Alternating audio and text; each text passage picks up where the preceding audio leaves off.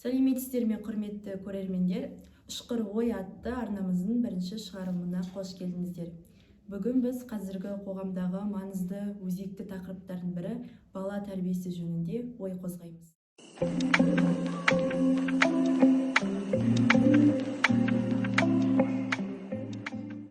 Бүгінгі студиямыздың қонағы балабақша саласында еңбек еткен, көпті көрген немерелердің сүйікті әжесі Салтанат ханым. Қош келдіңіз. Алдымен өзіңізді таныстыра кетсеңіз. Саламатсыздар ма? Мен Салтанат Зейноллаевна, мектепке дейінгі балабақша тәрбиесінде педагогикалық колледжді бітіріп, мектепке дейінгі балалардың тәрбиесінде жұмыс жасап келемін. Қазіргі таңда зейнетке шығайын деп отырмын. Мен ең бірінші алғашқы өмірімді, еңбек жолымда сол мектепке дейінгі балаларды тәрбиелеу, балабақшадан бастап тәрбиелеу, сол салада жұмыс жасап келемін. Қазіргі кезде көп жағдайда ата-аналар жақсы тәрбиені балаларды жақсы киіндіру, жақсы оқу орнына беру деп түсінеді. Ал шын мәнінде жақсы тәрбиенің негізі неде, маңыздылығы және де айта кетсеңіз сол туралы ойыңызды. Қазіргі таңда енді баланы жақсы киіндіру, балаға жақсы телефон алып беру, бұл енді ата-ананың міндеті болып бара жатыр ғой қазіргі заманда. Бірақ баланы өмірге білімді, жақсы азаматша етіп тәрбиелеп, өмірге қалау, бұл балаға жақсы тәрбие беру, жақсы білім беру деп білемін. Баланың жақсы білім алуы, баланың жақсы тәрбие алуы, бұл тікелей ата-анаға байланысты. Үйде ата-ана баламенен жақсы қарым-қатынаста болып, сосын ұстазды сыйлай білу, балаға адамгершілік, сүйіспеншілік, өмірге деген құлшынысын арттыру, өмірде үлкенді сыйлап, кішіге қамқор болып, сондайға баланы тәрбиелеу ата-ананың міндеті. Сонда ғана бала жақсы азаматша болып қалыптасады деп білемін. Өте дұрыс айттыңыз. Ал қазіргіде технология дәуірінде ата-аналардың баламен дұрыс байланыс орнатуы қиындап бара жатыр. Бұл туралы ойыңыз? Қазіргі таңда енді қазір бәрі бар, Аллаға шүкір, қазір бәрі бар, сотовый телефон, компьютер, ана мектепте электронный доска, бәрі бар. Бірақ осының бәрін балаға дұрыс пайдаланып, баланың жаңағы өмірге деген құлшынысын арттыру, бұл біріншіден ұстаздар жақсы білім бере білу керек балаға. Екіншіден ата-ана жақсы баланы өмірге жақсы бейімдеу үшін ата-ананың өзі баланы қадағалап отыру керек.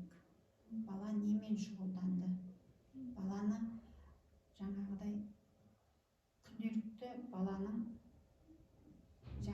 немен айналысып, немен жеткенін бәрін біліп отыру керек.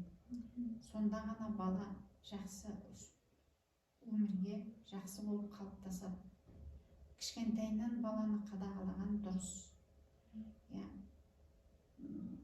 Екіншіден, мынау қазір балдар телефон. Бұл телефон арқылы интернет бар. Сондықтан бала еліктейді әр нәрсеге. Соның бәрін ата-ана біліп отыру керек деп білемін.